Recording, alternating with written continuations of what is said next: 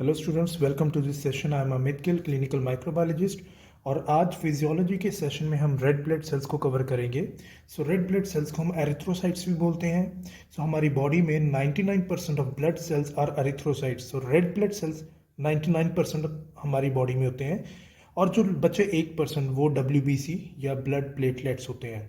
सो shape जो होती है रेड ब्लड सेल्स की, आप डायग्राम में देख सकते हैं कि it has biconcave disc shape. Centre से ये थिन होते हैं और साइड से ये मोटे होते हैं, and they are flexible with no nucleus. इसमें न्यूक्लियस नहीं होता। And intracellular organelles have haemoglobin, जो इसका अंदर की बिटवीन अंदर की स्पेस है, इंट्रा स्पेस होती है, वो हीमोग्लोबिन कैरी करता है। So it's diameter is 7 micrometre, ये इसका साइज है। And it carries and transport gases mainly oxygen and some carbon dioxide. So ये दो तरह के ऑक्सीजन कैरी करता है, oxygen and carbon dioxide. Students, आगे हम देखेंगे life span and development of erythrocytes. अब साथ में डायग्राम पे भी आप देखते रहना, और जैसे मैं समझा रहा हूँ आपको ये और अच्छे से क्लियर होगा। As they have no nucleus to divide and multiply, so they need red bone marrow to be continually replaced by new cells from red bone marrow. अब आप जानते हैं कि एक सेल को डिवाइड होने के लिए, मल्टीप्लाई होने के लिए और ग्रो होने के लिए उनको न्यूक्लियस चाहिए होता है डिवाइड होने के लिए। बट यहाँ पे रेड ब्लड सेल्स के पास न्यूक्लियस नहीं है, इसमें न्यूक्लियस नहीं होता। इसलिए ये मल्टीप्लाई होने के लिए they depend on bone marrow, तो बोन मैरो से न्यू सेल्स बनते हैं। आगे है life span circulation of red blood sales is 120 days. इसके 120 डेज का लाइफ स्पैन होता है। वंस ये मेच्योरिटी पे आते हैं तो 120 डेज तक ये रहते हैं, उसके बाद फिर न्यू सेल्स बनते हैं। So the process of development of RBCs from stem cell is about 7 days, and the process is known as erythropoiesis. So 7 days में ये मेच्योर होते हैं सेल। जब तक ये अपने एक मेन लाइफ स्पैन में 120 डेज के आने से पहले ये 7 डेज इसको लगते हैं बनने में न्यू सेल में।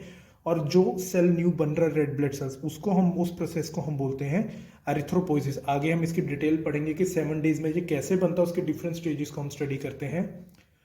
अब नेक्स्ट है विटामिन B12, जो मल्टीविटामिन है, vitamin B12 and folic acid, ये जरूरी होता है रेड ब्लड सेल्स की ग्रोथ के लिए। It is needed for red blood sales.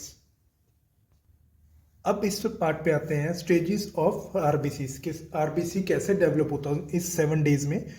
Day 1 जो स्टेज होती है उसे बोलते हैं प्रो एरिथ्रोब्लास्ट। डे 2 को बोलते हैं एरिथ्रोब्लास्ट। डे 3 में जब सेल और मेच्योर होता है तो उसको बोलते हैं पॉलीक्रोमैटिक फिलिक एरिथ्रोब्लास्ट। और डे 4 को बोलेंगे नॉर्मोब्लास्ट। और डे 5 to 7 को बोलेंगे रेटिकुलोसाइट। और इस स्टेज में न्यूक्लियस रिलीज हो जाता है। तो डे 5 तक न्यूक्लियस होता है सेल, रेड ब्लड सेल में।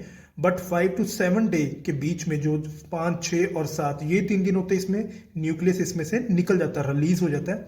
And finally mature red blood cell is released in blood circulation. तो एक मेच्योर रेड ब्लड सेल बिना न्यूक्लियस, क्योंकि 5वें दिन में आके 5 से 7 दिन में न्यूक्लियस इसका बाहर निकल जाता है। सो ये बिना न्यूक्लियस के सेल एक मेच्योर रेड ब्लड सेल निकल आता है, released in the blood circulation. And in its life span is 120 days. हमने पीछे पढ़ा था कि इसका 120 डेज का लाइफ स्पैन होता है, और इसमें न्यूक्लियस नहीं होता क्योंकि यहाँ 5th डे में आके इसका न्यूक्लियस निकल जाता है। अब आगे ये रेड बोन मैरो से और न्यू ब्लड सेल्स बनते हैं। अब आगे हम देखेंगे HB, haemoglobin is a large molecule. अब हीमोग्लोबिन आगे